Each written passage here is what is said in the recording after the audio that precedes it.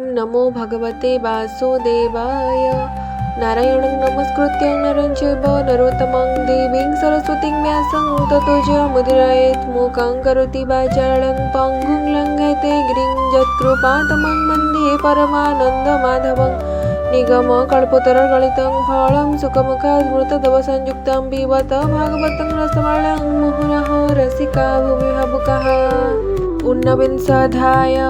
मैत्रेय उवाच एमन्ते ब्रह्मार वचन शुणि सन्तोष भगवान अमृत प्राय शुणि कन्ये असुर बधे सावधाने।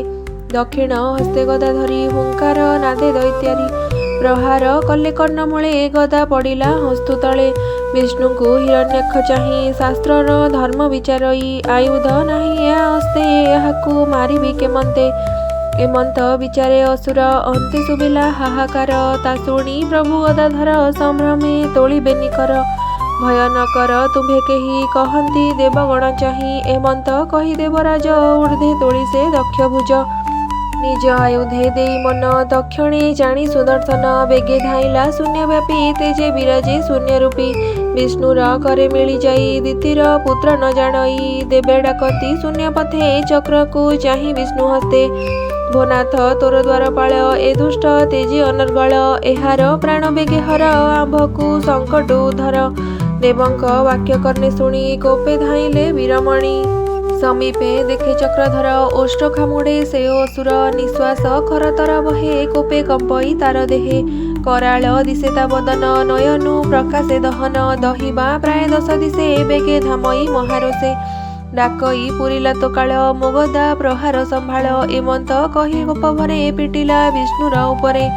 यज्ञ सुकर भगवान शत्रुर प्रहार दक्षिण बाम पादरे संभाळिले शत्रुर प्रहारु बंचिले। पुणी कहिले भगवान मते तू जिणिबु हिरण्य पुणी तो गदा हस्ते धर मोह संगरे युद्ध कर। एहा शुणिन रक्षवीर प्रहारे गदा अंतराल गदा शिवा देखि हरि अवलीला रे ताहा धरी। रखिले आपणा जीवन राक्षस हेला हतमान गदा जाचंदे भगवान न नेला राक्षस दुर्जन। शूल जे नेला महारोषे अल्प दहन प्राय दिशे चक्रे छेदिले त्रिशूल ताहा देखिला रक्षवीर। त्रिशूल भग्न देखि रोषे बेगे मिलिला विष्णु पासे मुष्टि उंचाई वज्र प्राय प्रहारे यज्ञ रूपी देहे। मायाबी दुष्ट हिरण्याक्ष शरीर कला अंतरिक्ष केही न देखे केणे गला अद्भुते शबद शुभिला। तार प्रकाशे पद्ममुख स्वभावे होइले विमुख युद्ध को पशुमेष जेने प्रहारे दुख नाही मने। पुणी क्षणके महारोषे असुर मिली विष्णु पासे माया सर्जिला अप्रमिते श्री माया धरर अग्रते। ए माया देखि देवजने हस्त आछा दिले लोचने शरीर कंपे महाभये शुणिले प्रलयर प्राय। प्रचंड बात बहे खरे शून्य पाषाण मुष्टि करे घोर गर्जन महामेघे रुधिर बरसंती बेगे।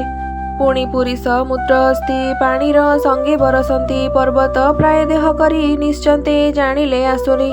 मायारे दर्प विनाशने कोप बसिला विष्णु मने सुदर सन धरी करे हरि धाइले धातिकारे।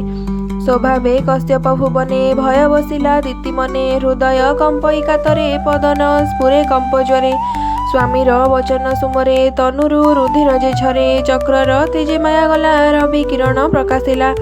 पुणी असुर महाकोपे मिलिला विष्णुर समीपे रोष अरुण दिशे दृष्टि ऊर्ध्वे तोलिला बेनी मुष्टि। गोविंद पादे प्रहारिला शब्दभये घोर नाद कला घोर कहन माया मार्गे विद्युत स्फुरे 10 दिगे। मुष्टि बाजिला वज्र प्राय देखि कंपिला देवराय कर प्रसारी कर्णमूले गोविंद प्रहारिले बळे। पूर्वे जे सने सुरराय विश्वकर्मार पुत्र देहे प्रहार करी कर्णमूले प्राण हारिले तार बळे। एमंत विष्णुर प्रहारे प्राण छाड़िला कलेबरे मुष्टि प्रहारे मुंड फाटी पड़िला मही तले लोटी। दंत कामुड़ी अति छंदे प्राण छाड़िला घोर नादे असुर मृत्यु देवे देखि मिलिले गगन उपेक्षी। देखिले असुर बदन भ्रुकुटी कुटिल नयन विधाता आदि सुरवृंद करंती जय जय नाद। कहती धन्य ए असुर विष्णुर हस्ते गला मार एमंते के पाई मरण मायारे कला घोररण। धन्य ए जीवन एहार ब्राह्मण सापु गला पार पुणी होइब जन्म दुई एमंत कही विष्णु चाहि। ब्रह्मादि देवे कर जोड़ी गोविंद चरण रे पड़ी।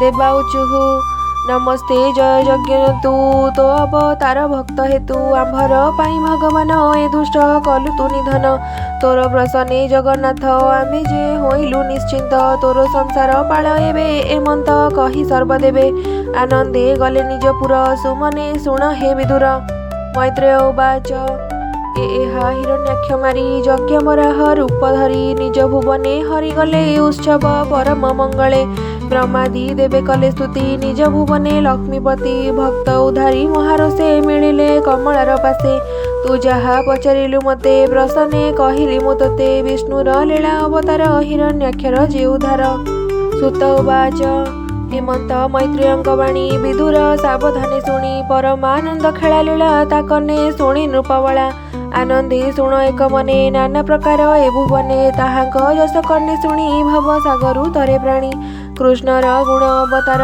करे अमृत रससार शुणिबा जने कर्ण द्वारे किंपा न तरिबे संसारे वनस्थ गज जले पशि कर्ण पखाळन देण आसी जले पसंते पद्म मने कुंभीर ग्रासन्ते तक्षणे चरण न पारिलाणी अनेक हस्ती ताकु टाणी न पारी होइला विषाद चित्ते चिंतिले विष्णुपाद तक्षणे प्रभु चक्रपाणी गज रखिले ग्राह हाणी तार चरणे मुनिवृंदे नाना प्रकारे जोग साधे अभय पादे से मिलती जे जन नाना भावे चिंती एबे हो शुण परीक्षित अमृत रस भागवत शुकर रूपे नारायण कले पालन संहारण धरणी उधरिले दंते क्रीड़ा विहरे ए जगते एक कथा श्रवण कीर्तन क्षणे बंचती जेउ जन ब्राह्मण वध करथिले दोष न लागे ताकु भले ए पुण्य यश हरि कथा धन आयुष मोक्षदाता प्राण इंद्रिय सुख भावे दुर्गति दुष्ट बुद्धि देवे भाषा प्रबंधे भागवत कहिले विप्र जगन्नाथ इति श्री महाभागवते महापुराणे परमांसं सहितायां वार्षिकां